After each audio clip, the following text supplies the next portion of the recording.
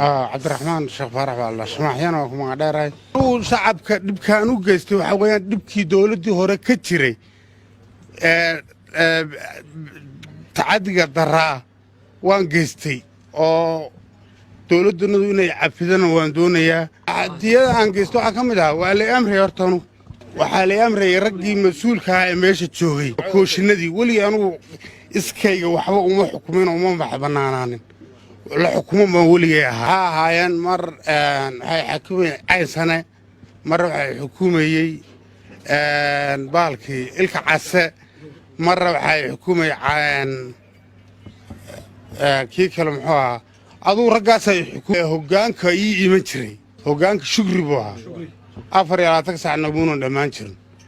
shukri buu ahaa meesha waa lagu dhibaateeyay anoo xiran waliga xarig kama bixinba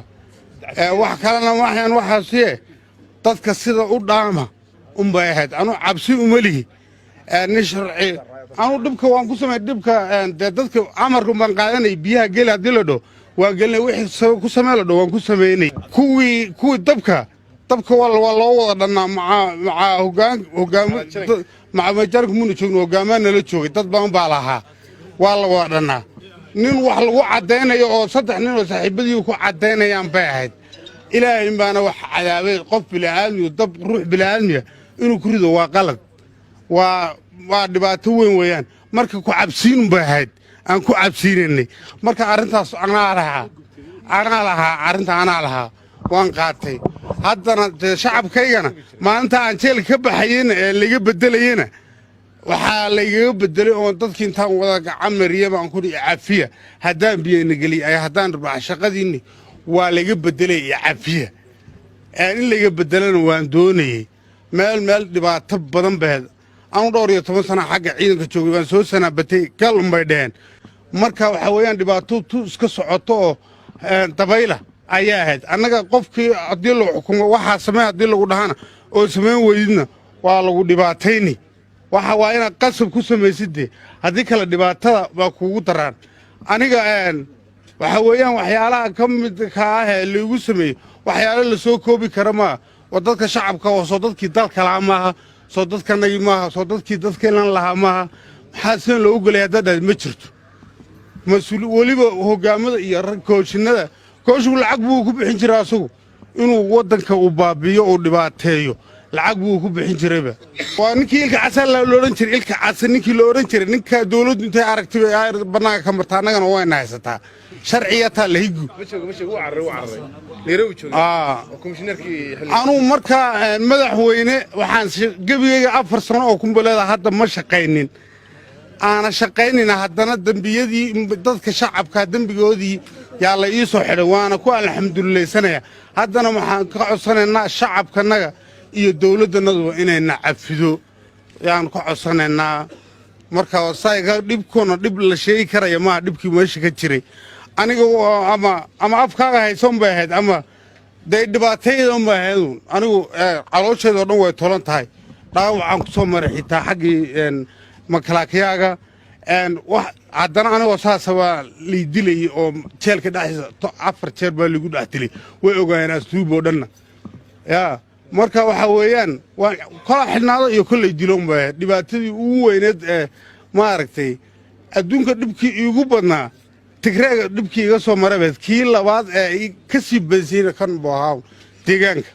marka dhibaatada aad u waaweyn waa i soo mareen marka dhibku may kuma jiidaan u gaari bismillaah qof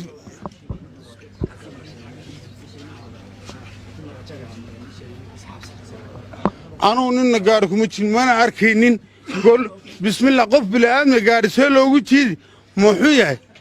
kumana jiidin mana ogeyn mana arag dhibaato laakiin way ka dhacaysa jeelka xun way ka dhacayeen anigu intaan joogay madaxweyne been kuu sheegi maayo carabkan wuu ingegi iyo dharqaal wuu ingegi weeyaan beri waa la dhimani laakiin intaan joogay wax kufsiya iyo wax fool xumaa iyo wax midna kama dhicin kamana dhici yaa lagu samaynta soo dadka iimaha dadka lagu samaynayo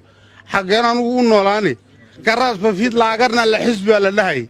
ki cabdinuur ahaa ninka cabdinuur ahaa ninka arrintiisu way soo noqotaa adeero arrintaas madaxweynaha hortiisa inaan uga dhacaan doonaya weliba waa arrintaan ku xidhanahay ninka cabdinuura waa naloo keenay markii naloo keenana beerbeer sabootigii waa naloo keenay markii naloo keenana waxaa la yidhi cabdullaahi etoobiya intuu noo yimid waxaa la yidhi weliba iyo rag kale yaa la kaxeeya gidhibka geeya waan geynay asagiyo nin kale ahayd marka gidhibkii aan geynina waan ka soo tagnay nin kale meel intuu wax naloogu sheego la boobooyin baa ku aasayaan soo tagnay markaan soo tagnayna 8 nin intaan u qori waayo oo 4 asluub tahay 4 new boolisa anu gacantayda waxa aan ku arko mooyaan wax ciidanka ma aaminsaneenba marka 4 nin asluub iyo 4 nin new boolis yaan kaga soo tagay waan tagnay waa 6 saac weeyaan waxaan ku maqnay shaqo ku maqnay oo meelaha aan wax xiriirinayno xitaa Cabdullaahi Itoobiya dad aan wax baarbaaraynay waxaan nimid 10 saac ma nimid 10 saac markaan ibidna waa wali lama keeninba waraaway ma ku yiri ciidankii halkii joogo waan soo carro gidibkii wiilashii oo hal nin ag fadhiya yaanu to waraawa ninkii kale nimankii amarajaaga aan noo yimaadeen yay naga qaateen eegada way joogaane intay noo yimaadeen bay naga qaateen markaan soo raaceen wiilashii jeelkii aan nimid war ninkii ma la keenay haa balaag hadda madaxweyne war ninkii ma la keenay haa waa la keenay bas waan iska saxay aroortii markay salaadu way dilacsadeen oo ruux oo 10 saac amnibe ahayd 6 saacna waan kaga tagay yaa la itoosay waxa lagu yiri ninkii uu nafaxay markii nin qof bilaano 8 nin ee mas'uulka ahayd baa inta la isku kaayeeray baa xogtoodii la qaaday 8 nin waa loo xiray waa loo ciqaabay anigu shaqo kuma leen madaxweyne saasay arrinta